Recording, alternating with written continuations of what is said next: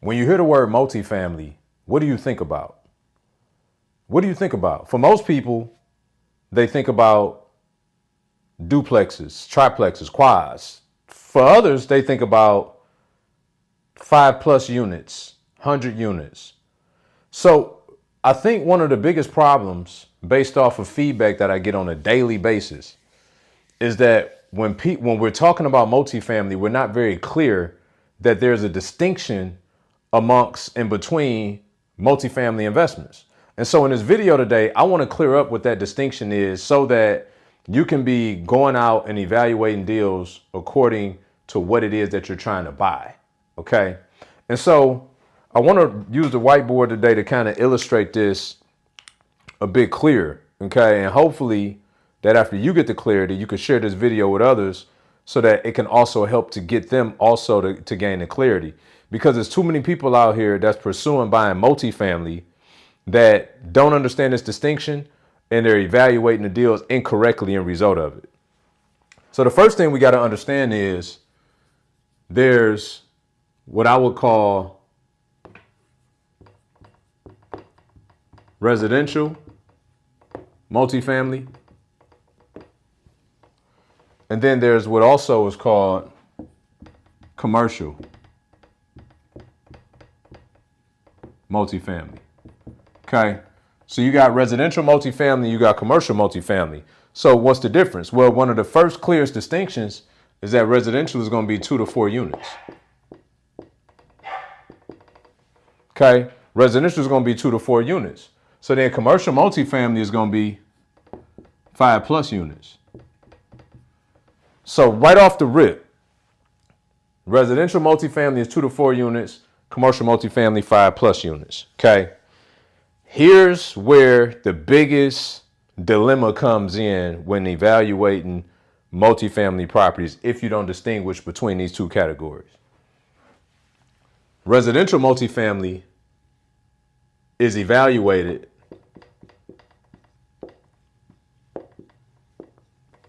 based on comps. Okay. Comps are comparable sold properties, sold, keyword being sold. Okay. That fall within a 6-month time frame, that fall within a half-mile radius, that fall, well, in commercial, you can go out a little bit further than a half mile, that are similar, they're like for like, right? So they're duplexes against duplexes, triplexes against triplexes, 4 units against 4 units. But the key to this is that it's looking at what properties sold for. Now, for many of you, if you invest in single family, you're like, oh, that sounds very similar. It actually is, because single family properties are also valued based off of the sales comparison, right? So the comparable sold properties.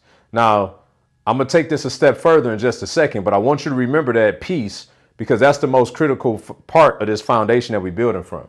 Okay. So it's evaluated from comps. Now, commercial multifamily, however, is evaluated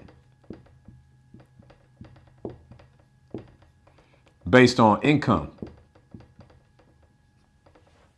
Now you like, well, wait a minute, B. Wait a minute.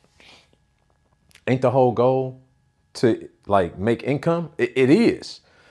But as it pertains to how a bank or an investor who wants to buy your property would view it, they're basing it off of what's called the income approach.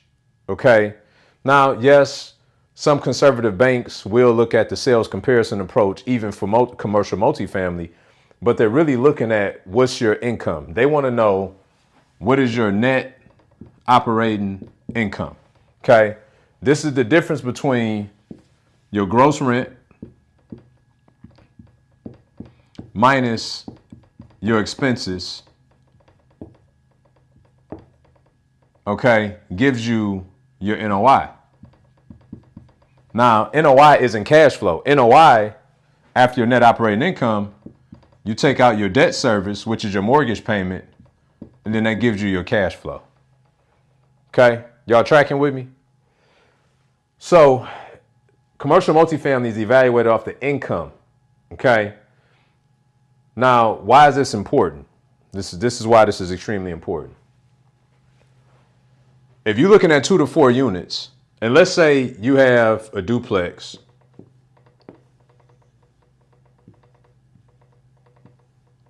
and it's bringing you in,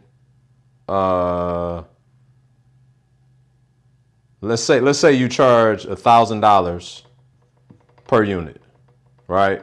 So you're getting $1,000 on both sides. So you're getting $2K a month in gross rents. Okay, you're getting $2K a month in gross rents. What happens though is, let's say if you were to increase the rents to $1,200 on both sides. Okay, same property. You increase the rents to $1,200 on both sides. So now you have $2,400 a month in gross rents. Okay, that's a better scenario. Yes or yes. However,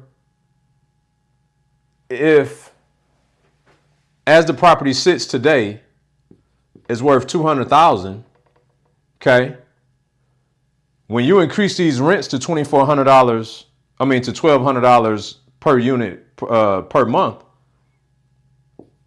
the value of this property did not change, because based off of the sold comps, these duplexes in this particular area have been selling for $200,000. So although your income changed, the value of the property didn't, based off of the bank's perspective and based off of what somebody else is willing to pay you for that property. Type I'm tracking in the chat if y'all are tracking with what I'm saying so far. Okay, in the comments. I said the chat. I'm thinking we live right now. So that's a major key. Why? Because over here, if I have let's say I have a 6-unit apartment building. And my writing is I got the handwriting of a physician, just so y'all know. So don't laugh at me. Pray for me. Okay. But I can show y'all how to make some money, though. That I can do. Now, so let's just say in this particular case, we got a 6-unit apartment building and we rent each unit out for, say, $1,000 a month. Okay. So we got $6K per month in gross rents. Okay. And let's say out of this $6K that we're running 70% profit. Okay. So we bringing in $6,000. Our expenses are 30%. So our income is $4,200. Y'all still with me? So we got a $4,200 NOI. Now, let's say that in this particular area, let's call it an 8% cap. Okay. That simply means that buildings of this type are selling at an 8% capitalization rate. Now watch this. So 4,200 NOI times 12 months is 50,400. You divide that by the 8% cap. That gives you a value of $630K. $630K is the value of this property. Okay, now stay with me. So let's say I increase the rents to $1,200 a month. So 1,200, what's that? $7,200. 1,200 times 6. Yep, $7,200. So $7,200. I'll write it out just so y'all stay with me. So now I increase the rents. So now I'm getting $7,200 per month. Okay. So same thing. My expenses haven't changed. So 7,200 at 70% is 5,040. Okay. So 7,200 gross rents. Multiply that by 0.7. And just so everybody knows, when I'm multiplying that by 0.7, that's because in this particular situation, I'm saying that my expenses are 30%. 0.7 is not a number that you would use by default when calculating this, right? This is not me trying to show you how to underwrite deals per se. This is me trying to show you the distinguishing factor between small multifamily and commercial multifamily, so that when you hear the word multifamily, you know how to move accordingly. Okay. So 70% is my income out of the 7,200. Okay. So that's 5,040.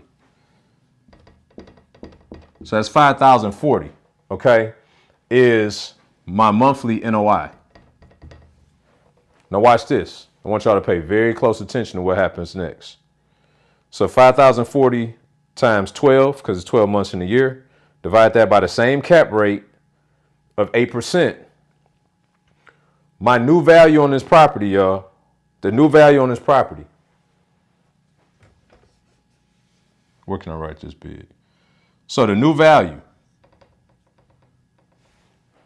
The number's so big, I forgot it. 756,000 bucks is the new value. Now I want to ask y'all a question. Now I increased the rents by $200 per unit on this 6 unit. $200 per unit. The value went from $630,000 to $756,000 on this 6 unit building.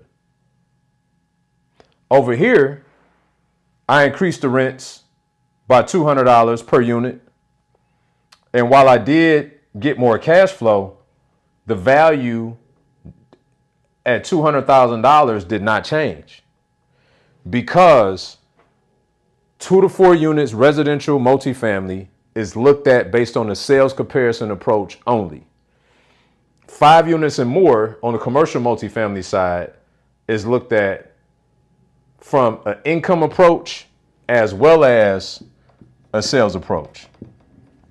So it's not that they don't look at the sales approach to see what did things sell for per unit in your market, but they're really basing it off of the income approach, right? And in this case, the monthly NOI was 4,200. We increased it to 5,040, and that increased our value from 630,000 to 756,000.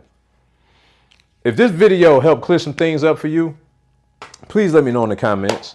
And also, don't be selfish. Share it with somebody else who's interested in getting into this space, so that you guys can go out there and at least approach the deals the right way from the beginning, so that you can get a more favorable result in the end. If you like this, please like, subscribe, turn your notifications on so that you actually can get the videos as I'm putting them out. I'll see you guys in the next one.